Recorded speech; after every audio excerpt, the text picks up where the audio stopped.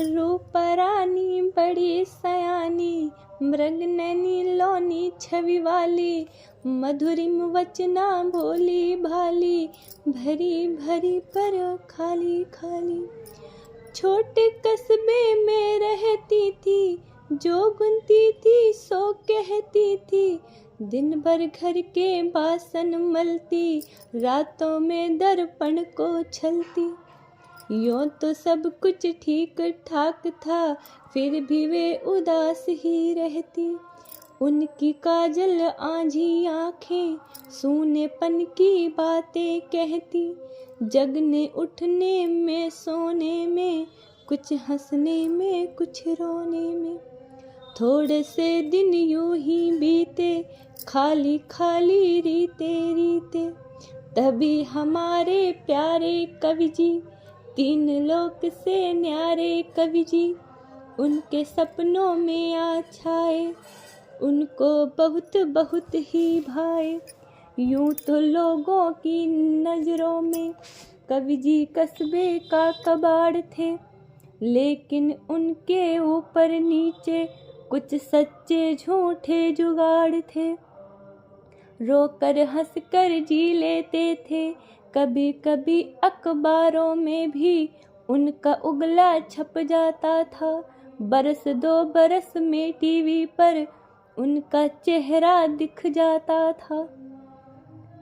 तब वे दुगने हो जाते थे, सबसे कहते बहुत व्यस्त हूँ, मरने तक की फुर्सत कब है, भाग दौड़ में बड़ा त्रस्त हूँ।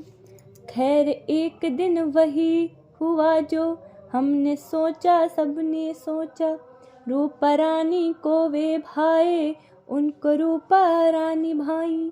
जैसे गंगा मैया एक दिन ऋषिकेश से भू पर आई, धरती को आकाश मिल गया, पतझड़ को मधुमास मिल गया, पीड़ा ने निर्वासन पाया, आंसू को वनवास मिल गया। रूपा रानी के अधरों पर चंदन वन महकाते कवि जी, कभी फैलते कभी सिमटते, देर रात घर आते कवि जी। सोते तो उनके सपनों में रूपा रानी जगती रहती, लाख छुपाते सबसे लेकिन आंखें मन की बातें कहती। रूपा रानी के मन में भी पिघला लावा सा बहता था, इनकी अनचाही पीड़ाओं को तन मन मोहित हो सहता। लेकिन जैसे राम कथा में निर्वासन प्रसंग आ जाए, या फिर हंसते नील गगन में श्यामल मेघों का दल छाए, उसी भांति इस प्रेम कथा में अपराधीन बन आई कविता। होठों की इस्मत रेखा पर धूम्र रेख बन छाई कविता। जिस कविता की आविष्कृति से डाकू विश्व वंद्य बन जाए, जिस कविता को रच कर तुलसी लोकनायकों सा पद पाए, जो कविता इस प्रेम कथा का पावनतम आधार बनी थी, वही आज कवि जी के सम्मुख अपराधीन बन मौन खड़ी थी। उपमाएं अनाथ बैठी थी, वाह वाह के स्वर झूठे थे, इस ससुरी कविता के कारण प्रणय देवता तक रूठे थे। रूपा रानी के घर वाले हमसे कहते, सबसे कहते, यह आवारा काम धाम कुछ करता तो हम चुप हो सहते। माना कविता बड़ी चीज है, यह कविता सब कुछ देती है, माना कविता सम्मोहक है, मन लेती है मन देती है। लेकिन इस कविता से आगे तनकर प्रश्न खड़ा है भैया, मन की फिर भी भूख सहन है, लेकिन पेट बड़ा है भैया। आखिर एक दिन हुआ वही जो पहले से होता आया है, हंसने वाला हंसने बैठा, रोया जो रोता आया है। किसी बैंक का बड़ी रैंक का एक सुदर्शन दूल्हा आया, जैसे कोई बीमा वाला गारंटेड खुशियाँ घर लाया।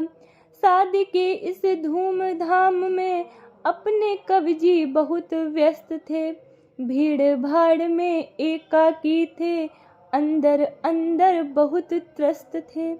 कवि जी ने रोती रूपा का सिर अपने हाथों सहलाया, विदा हुई तो खुद ही उसको दूल्हे जी के पास बिठाया। तब से कवि जी के अंतस में पीड़ा जम कर रहती है जी, गीतों में आकर रूपा की अमर कथा खुद कहती है जी।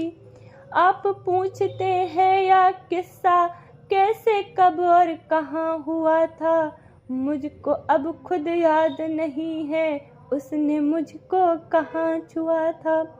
शायद जब से वाल्मीकि ने पहली कविता लिखी तब से, या जब तुलसी रत्नावली के द्वार से लौटे थे तब से। यूं ही सुना दिया ये किस्सा, इसमें कुछ फरियाद नहीं है, आगे की घटनाएं सब कुछ मालूम है पर याद नहीं है। संघर्षों की जलती लव में कवि जी को सदियों जीना है, विष को पचा गए हैं क्योंकि जीवन का अमृत पीना है। मर गया राजा मर गई रानी, खत्म हुई यूं प्रेम कहानी, बाकी किस्से फिर सुन लेना, आएंगी अनगिनत शाम जी। अच्छा जी अब चलता हूँ मैं, राम राम जी राम राम जी।